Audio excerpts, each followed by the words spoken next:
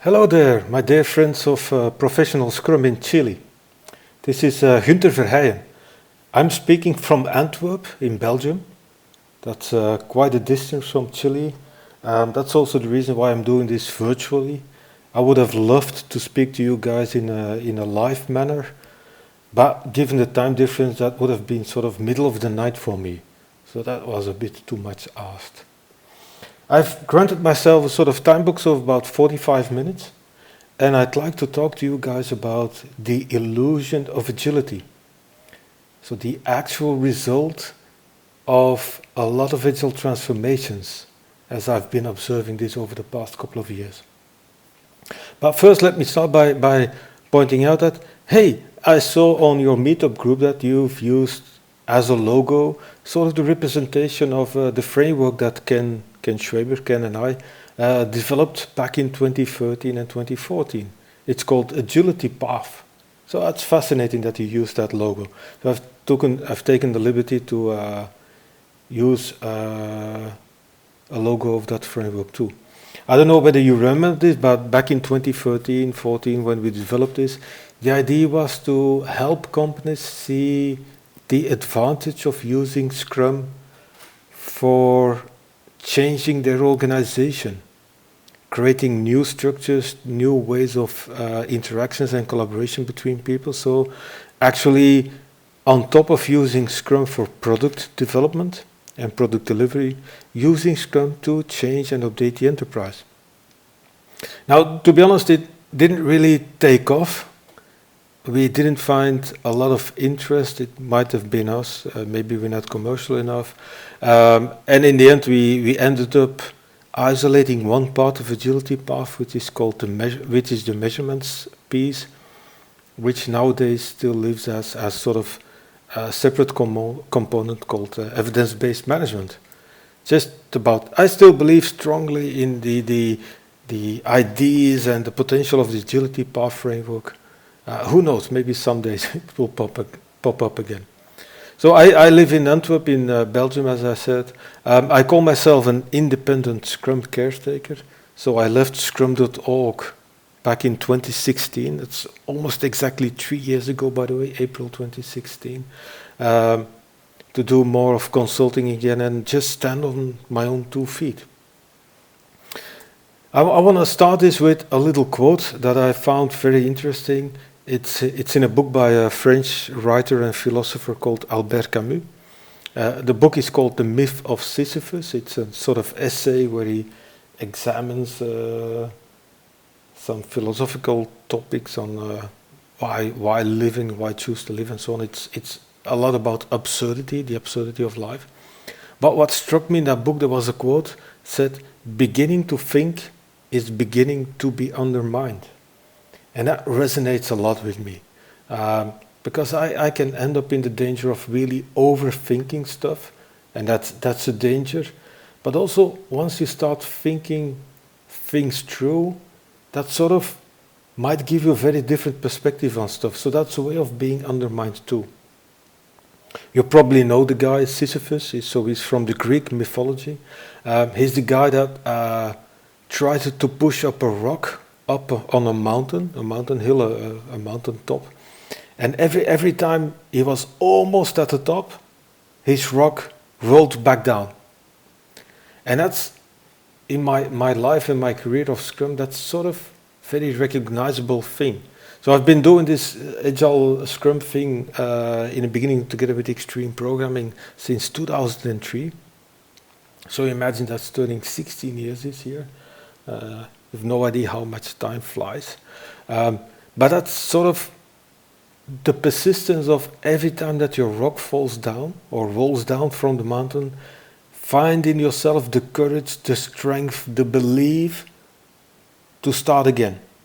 Try to roll the rock back up the mountain again. And I can assure you, in those 15, 16 years of Agile and Scrum, my rock has rolled down the mountain again a lot. Never mind, I still love Scrum. I see the potential of Scrum. Scrum is, I think, more present and more important than ever. So think about it. So that's another way of looking at the expression beginning to think is once you start thinking about rolling that rock back up the mountain, maybe that might be a way to give up to. So maybe that's a reason not to think, or at least not to overthink. So it's just a personal statement I loved to share with you guys. This is sort of, like I said, I call myself an independent Scrum caretaker, been around for a while. In March I turned 49 years old, so that's a certain age of having seen things. What I discovered in my life, and certainly in my career since graduating, I graduated back in 1992. Started with Scrum, Extreme Programming back in 2003. And in all those years, I found for myself, and it took me a lot of time, that I'm always about ideas, ideals, working with people, not so much about positions and titles. When I left Scrum Talk 3 years ago, I was offered a couple of really nice jobs at companies, really astonishing job titles. I was like, yeah, but I'm not too much into titles, and I really want to be on my own right now. So that's why I chose 3 years ago not to be part of any existing structures, no matter how small or large, whatever, and just be completely independent so I can express my own thoughts and ideas completely. It seems to not be how the business world typically works, but still that's what I do. What I do as the independent Scrum caretaker, that's why 3 years ago I also wanted to be on my own 2 feet, because I wanted to do a little bit more consulting again, work with actual teams on the work floor, with managers, executive teams, but certainly with a lot of teams too. Beyond teaching, doing classes, speaking at events, like this is sort of speaking at an event, and writing. And I don't know whether you know, but in 2013 I wrote a little book about Scrum. It's called Scrum, a Pocket Guide. In the beginning of this year, January, February, I released an update to the book, a 2nd edition. It's a small, and at the same time a really big update.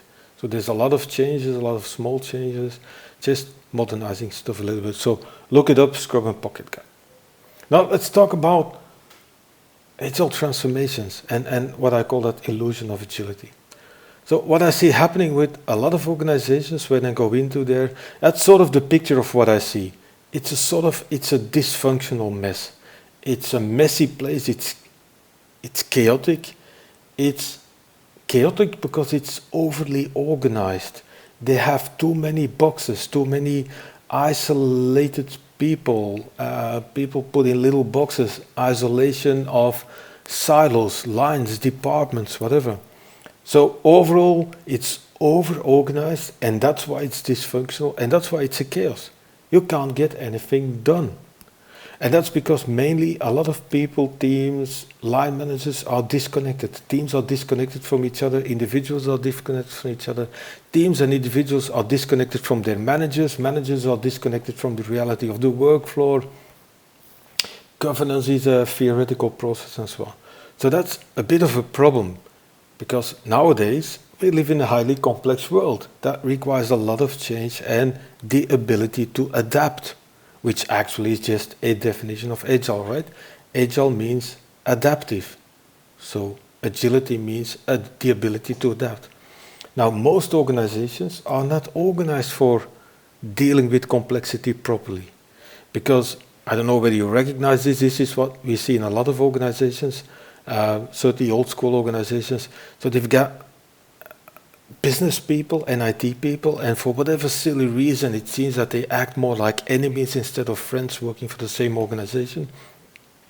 There's a huge gap between those parts of the organization, and in those 2 parts of the organizations, you've got tons and tons of individuals disconnected from each other, isolated from each other, just often running around like sort of headless chickens. And then there was the belief long time ago that sort of the industrial thinking in our beautiful world, that we can get people to actually collaborate and get stuff done by putting a layer of governance over them. Governance meaning who should be producing what document at what point in time, in what phase of a project and so on, who should be present in which meeting, what signatures should be put and so on. Now all very slow. And even on top of the slowness, actually doesn't really work. Because in the end, governance and those silos and departments and a lot of bureaucracy, it seems that it only gives people an excuse to not get something done. But we always have a reason to say, hey, I couldn't get this done because he or she was not ready, that signature was not ready, or the document wasn't complete enough, it wasn't in time. So rather than the governance being a helpful tool, it's just an excuse for people to not really act. And obviously know that we have lots of management in our organizations up to the level of the CXO people, so the executive teams and so on. Now, what a lot of organizations find out, this is not working anymore in today's world. So they think about, what now? Oh, and the first thing that pops up is, we need an Agile transformation because everybody is doing Agile. You all know where Agile comes from, so the Manifesto for Agile Software Development that was created back in 2001. Since 2005, 2006, Agile is really taking over the world. And nowadays, most organizations feel that they cannot afford to not be Agile. So the first thing that people go, oh yeah, we're not surviving, we're suffering in this highly complex and world full of change and full of chaos and complex circumstances. We need an Agile transformation. So we start with the organization on the left-hand side, and they want to become more Agile. And it seems that people go into an Agile transformation, they start working, and it feels to a lot of people that their agility, so their level of being Agile, the way that they are Agile, their level of flexibility, responsiveness, speed, adaptability, and so on, the level of agility they feel is increasing. So they start up an Agile transformation, and it feels that it's increasing. Now, most organizations, if not all organizations, I've met certainly the larger ones, but also small and medium ones, at some point in time get a sort of hard wake-up call. It's what I call the deflation by reality. What's that? It seems that over time, and that often takes several years for them to find out and go through that deflation by reality phase, when they look back, it seems they were building up an illusion of agility. They felt it left an impression that they were becoming more agile, more flexible, high responsiveness, and so on. And at some point in time, they just wake up realizing it's not really happened. We thought we were at a level of agility, but the actual level is a lot lower than we thought it was. And in a way, the return on investment, so that Agile transformation has taken lots of people, resources, money, budgets, time, and so on. And it feels like the return is not worthwhile. They have not reached the agility they were hoping for. Now, in most organizations, the reason is because they start with a sort of industrial way of thinking. So not just an industrial way of organizing their organization with the silos and the governance and the management layers and so on, but also with an industrial mindset. And from that industrial mindset, they want to become more agile. So they typically apply industrial recipes. They copy-paste what other people do. They try to copy-paste a model. I don't know how that's working in Chile and South America in general, but across Europe, and in the States, but certainly Europe, we had this big wave of organizations that want to adopt or copy the Spotify model. Or SAFe is a big model, not so much where I live in Belgium and certainly not in the Netherlands, but maybe in some other big countries. It's just a model that promises certainty where there isn't any certainty. And you know how management likes certainty, so they want to become more agile, but they want to do it in a very certain, predictable way. So they copy-paste what other people do, they copy-paste existing models, as if it all just blindly can be applied to their organization, their people, and their organization with their history. So they often make sure that in a very cascaded, like mass production way, all teams have to become agile suddenly. So everybody has to adopt the same agile practices or engineering techniques and so on. DevOps seems to be a big thing that people misunderstand as an engineering thing. So they want to become more agile, and they build up an illusion of agility. And someday they wake up and they realize they have not achieved the agility they were looking for. That means their customer satisfaction is still low. They're still not able to produce regular updates or new versions of their product. There still is not really a big turnover in terms of products, meaning they are not able to build really new, innovative products and services, just tweaking existing things that they have in place. They're not having an impact on their market. They are still being blown away by the competition. Their workforce is still not happy. They keep running away from companies, so it gives companies a hard time to keep the really high talents in their company, let alone attract new talents. So they go through this deflation by reality. And it looks like what they have been avoiding all the time, instead of that mass production industrial recipes, work hard, go for the hard work, go for an iterative incremental approach to becoming more agile, which is actually the essence of agility, right? So apply the ideas of empirical process control that is embedded in Scrum, and in that sense, they forget to perform regular inspections and adaptations.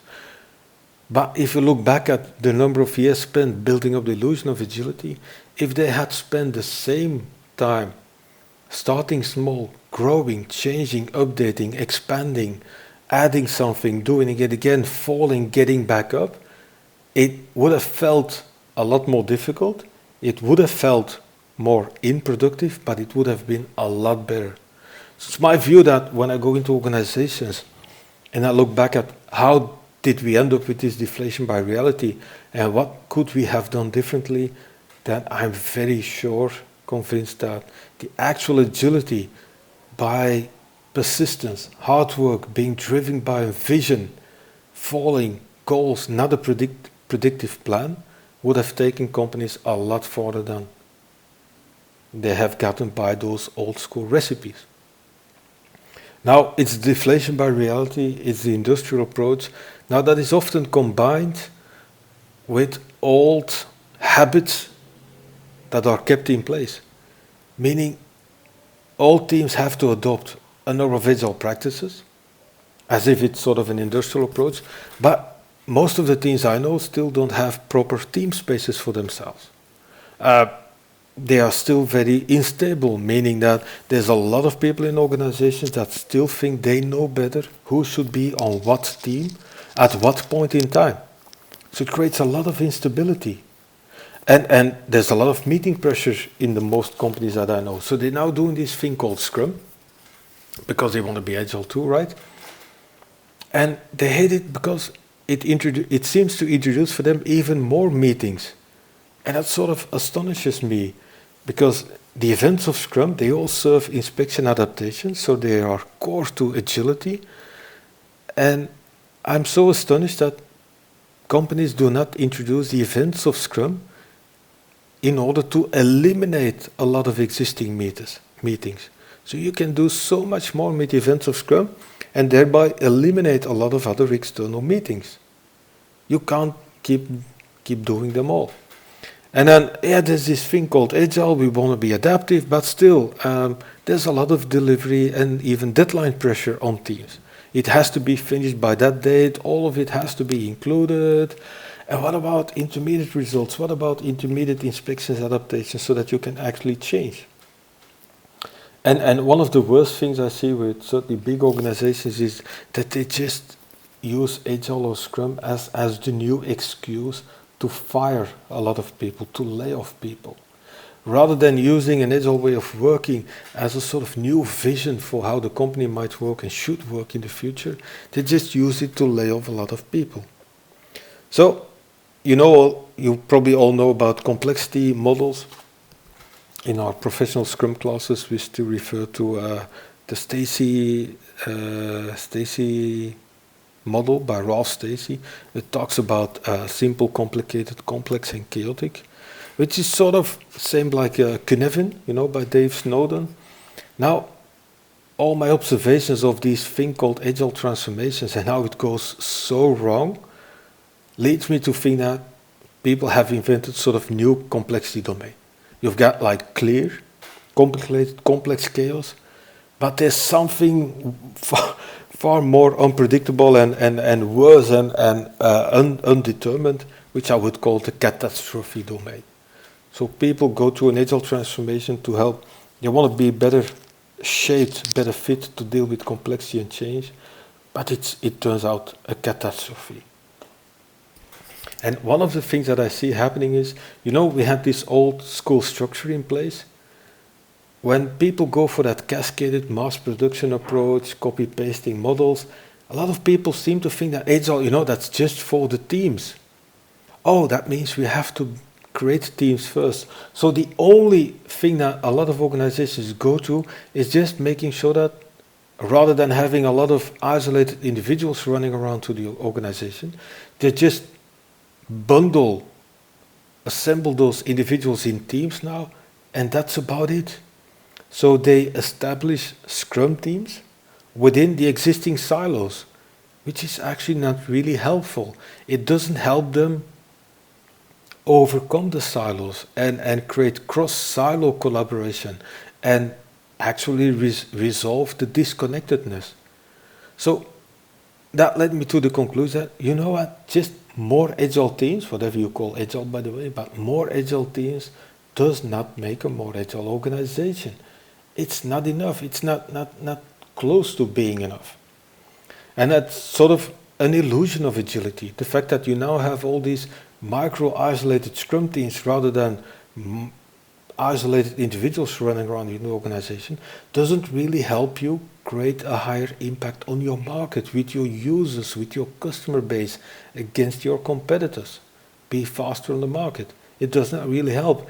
It does not create a more engaging environment for your talents and a more engaging environment to attract new talent. So it's just not helpful. So I've came up with this thing, how can I help people try to think about, are we now actually becoming more agile? Or are we just are we stuck in this illusion of agility? Is our agility actually not just a lot lower than we think it is? And these are three things I keep in mind for that. It is not a transformation if it does not change how you work.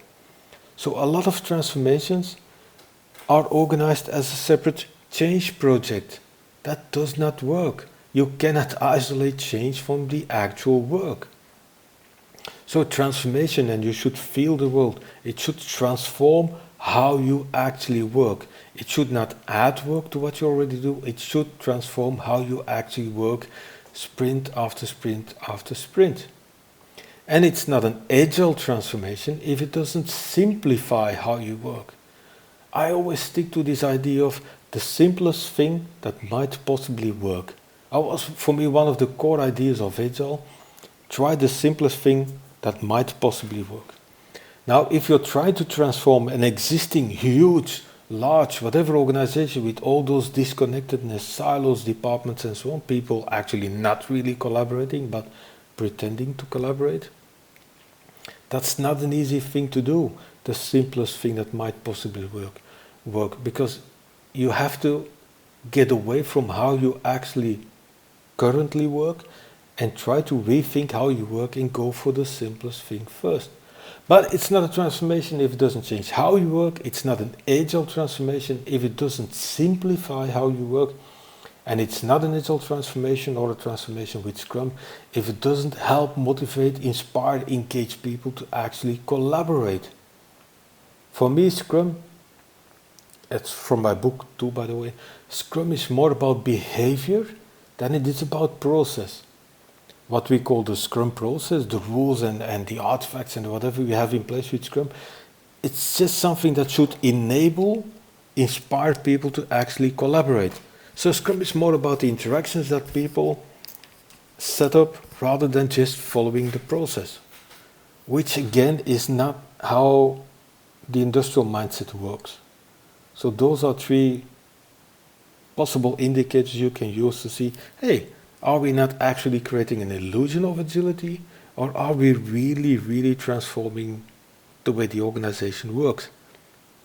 And by the way, all of that, beautiful, but I see not nearly enough focus and attention and emphasis given to technical excellence. You can be on the market with a new version of your product every sprint, every 2, 3 sprints, whatever. If it's still crappy and not properly engineered, if it's not full of technical excellence, it's going to be in vain anyhow. So just as a conclusion for that industrial approach to becoming more agile and a lot of agile transformations, just keep in mind that all models are wrong, even the ones that are right. In my view, some are just more wrong than others. So even if you look at an existing model or another company, what they are doing, that might be right for them, might be wrong for you. So be very, very careful. Develop your own model is the way to go for me. Now, models, processes, all really fine, but it's all about, in the end, it's all about people. So Agile and agility, it's all about people. And remember what the Agile Manifesto says from 2001. Build projects around motivated individuals. So that's already an indication that we value team stability a lot, because we want to keep motivated individuals together and bring work to the individuals, not the other way around. And then give those individuals, organized in teams a lot of the time, give them the environment, give them support, trust them, make sure that you've got professionals in place, and allow them to do their job properly. It's all about people, it's all about professionals. And the funny thing with all this agile transformation stuff is, people, in my view, are what I call naturally agile. Because agile essentially only means adaptive. People are naturally agile. Every single one of you has adaptiveness. If not in your work environment, which is often the case, then at least in your personal environment. You adapt. Imagine you plan out a holiday. 2 weeks, I don't know where you would go, in Chile or some other place around the world. And the weather for your holiday is not turning out the way you planned it or you hoped it to be. Then you would adapt. Nobody is going to spend a day on the beach or near a swimming pool outdoors during a day of rain just because the plan told you that, no, this day we will go to the beach, we will go to the outdoor swimming pool. Oh yeah, too bad, it's raining. Let's go to the pool anyhow. Nobody would do that. It's only in a professional environment where we do something silly like that. So people are naturally agile. We all have the ability to adapt built in us. It's part of human nature. So what if we would build our agile transformation on that idea that every single individual is naturally agile? And my belief is that Scrum as a process, focusing on interactions, collaborations and so on, follows the natural ability of people to adapt. Scrum adds a little bit of structure, a little bit of process that we all can use so that we can iteratively, incrementally inspect and adapt. But that's about it. Within the framework of Scrum, people have to find their own way of working, their own way of collaborating. Just a simple Scrum process just enables them to do that. And that's the big challenge for most agile transformation. What if your structure, your organizational structure, would follow the process that in turn follows people, knowing that people are naturally agile? So that's a bit of a challenge, so my belief at least. And then going through an agile transformation, why not use Scrum? And why not try to use Scrum properly? Because like I said, a lot of organizations establish Scrum teams within those silos they have, within the departments, not building on synergies that exist across teams, because across teams often means across different lines, and then you get in often in a conflict with the positions of line managers and so on, and their command and control attitude. So what if you would, as an organization, whether you have run into the deflation deflation by reality or not, think about it. Imagine three indicators. Oh, damn, it feels like we're going through an illusion of agility. We're building up an illusion that we become more agile. Look at how you have implemented Scrum. Take a step back, go for the hard work division, the iterative incremental approach. So what I often advise organizations to do is, hey, let's have a look back at how you have adopted, implemented Scrum. So you've done Scrum, you've got all these teams organized, they're all following the Scrum process, they've got a product owner, a Scrum master, they have a team, and they follow, let's say, the rituals. And it's not living up to your hopes and expectations, you feel like your agility is not increasing as you would hope it to be. Now let's look at how you've done Scrum. Let's select one meaningful, so it has to be a real initiative. That might be a project, might be a product that you're building, a service that you're building. If your initiative is too big, you can still slice it and then reduce it to one clearly bounded initiative. And let's reset how we do Scrum for that initiative. Let's use product backlog as the plan for the initiative, a backlog for the product, the backlog for the initiative, where we list all the things that need to be done, requirements, other stuff that needs to be done for the initiative. That's often, with a lot of those isolated Scrum teams, very difficult, because what they often call a product backlog is more like a team backlog. It's just a collection of requirements that come from all over the place. It's not really focused on a product. So select one initiative. We're going to call that the product. Might be a project, might be a service that you're building. And we're going to use product backlog for that plan. We're going to make sure that we not only have a product backlog for that initiative, but also one owner, one product owner. And then depending on the number of teams, one or maybe a couple of Scrum Masters, but let's start with one team and at least one development team. We're going to make sure that the development team has all the skills, expertise dedicated within the team so that they can build actually releasable versions of your initiative, of your product. We're going to make sure that that team has facilities, they have tools, they have a team space, let's call it a team zone or a Scrum team zone. They have the infrastructure, they have the authorizations, they have the support, they have maybe some internal coaching or consulting, helping them out with all the work that they need to do. And we're going to keep it small. It's for one initiative only. And then we're going to make sure that for this one initiative, we can create what we used to call a long time ago in Scrum, by the way, sashimi releases.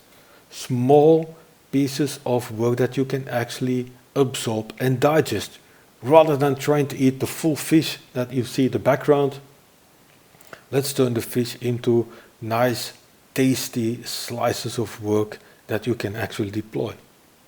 That, again, probably next to the facilities, the tools and so on, requires us to set up a controlled and preferably automated deployment pipeline. This is what I try to bring to organizations. So you've tried the big, cascaded, massive approach. Let's take a step back and let's do this for one initiative only. Let's do this for a number of sprints so that we can actually do this and then repeat this for a next initiative, expand the existing initiative and so on, and then iteratively, incrementally grow. Now imagine that you would do this for, let's say, 2, 3, maybe 4 years, the time that organizations typically go through before ending up in the deflation by reality, and imagine how much more work you can get done in those time by using this approach. So that seems to be very difficult, because it's not how the industrial mindset seems to work, but I want to offer people some sort of risk control by making it small. One initiative only. I'm not saying that you should reorganize your complete organization overnight. No, let's start with one initiative or reboot one initiative. And in a way, let's do it properly this time. Scrum as it is intended and designed to be. Now that's plenty of challenges. And as you know, because this implements actually empirical process control, inspection, adaptation, not just within that one initiative, but also across initiatives, because we grow iteratively, incrementally. Now, another important principle of Scrum, next to empirical process control, is self-organization. People are naturally agile. People know how to organize their work. People will adapt to new insights, new circumstances, and do the best they can if you give them the support environment and so on. So self-organization, also very difficult for people that are stuck in the industrial mindset. Because in the industrial mindset, we consider people that actually do the work often as stupid, silly people that cannot think for themselves. That's why we have a lot of governance in place and people looking over the shoulder of other people, telling them on a daily basis who should be working on what, so that person A can do something in order for person B to be able to do something tomorrow and so on. You know, all Gantt chart types of things. That's not how Scrum works. Scrum works on what we call self-organization. So that manager-led situation that I just described, that's not actually Scrum. That's now a self-organizing team. A self-organizing team means at least be self-managing. That is, we're going to organize all work in sprints, and within a sprint, nobody beyond the Scrum team tells the Scrum team who should be working on what at what point in time. By the end of the sprint, everything will be revealed at the sprint review. Stakeholders are welcome at the sprint review when invited by the product owner and so on. So the minimal level of self-organization that you want in Scrum is self-managing teams. A team managing its own work within its sprint. And then in between sprints, there's plenty of room for higher level up adaptations. Now, I believe that we can take it a step further. If we believe that people can actually manage their own work, I feel that people can also design themselves as a team. Meaning self-designing, meaning the team itself decides who should be on or out of the team. That means if a team decides or needs an additional skill, additional expertise in some domain, that will help them build releasable versions of product sooner, faster, better, of higher quality, anything, they will bring that up. And then the role of maybe the Scrum Master, but the HR, traditional management, is to facilitate the team to hire additional people with the right skills, but also the right attitude, the right mindset, and so on. So nobody outside of the team should push people onto the team. And even more difficult is the other way around. If a team decides that they don't need a certain person or certain skills anymore, that is actually up to the team. It's a team decision. It should be facilitated, supported by the organization, but in a way, if you build on the self-organizing capabilities of people, beyond just managing their own work in a sprint, a team can grow into the maturity of deciding that somebody should no longer be part of the team. They don't need external forces to decide that for them. And there's plenty of levels of self-organization, let's say, on top of that. But Scrum thrives on self-organization. You can fill in the idea of self-organization in different ways, but it's certainly not manager-led. But it can go up to the idea of what I call self-directing, a team completely finding its own way and setting its own direction, goals and so on for the product team. So people are naturally agile. People have an enormous ability to self-organize. So it's not, if self-organization in organization is not in a way, let's say, paying off in the eye of the managers, it's probably not because of the people themselves, the individuals. It's probably in the constraints that are put on self-organization by the organization. So get more out of Scrum by allowing people to decide more for themselves. And you know what, self-organization actually works better against goals, objectives, hopes, dreams, ambitions, not predicted plans, not Gantt charts and stuff. Make sure that the organization has a clear purpose, a mission, so that people know what their product, how their product or their service is contributing to the organizational purpose. Make sure that, not make sure, but try to look for a product owner that has an actual product vision, that knows the why of the product. What are we hoping to achieve? What markets, what users, what's the competition doing? Make sure that every sprint you set a sprint goal as a team. And then self-organize, inspect and adapt against the purpose, the vision, the goals. So that's sort of thinking about what do you call self-organization? So remember, this is one aspect of for one initiative, trying to get more out of Scrum, the next initiative, take the learnings from one initiative to the next, share some people, allow people to sometimes move to a next initiative and so on. But the end goal for me at an organizational level is, old situation, move from the old type of organization, not just to reorganizing individuals into teams, but go for an organization that consists of a number of what I call product hubs. So a hub, a collection of people and a collection of teams organized around a certain product, might be a service that they're offering. It doesn't have to be a physical product, obviously. It's a broad interpretation of the idea of product in Scrum. And make sure that there's some overarching purpose, that there's some distribution of leadership, self-managing. Teams manage themselves, product owners manage via the product vision, Scrum Masters in a way manages via the Scrum framework.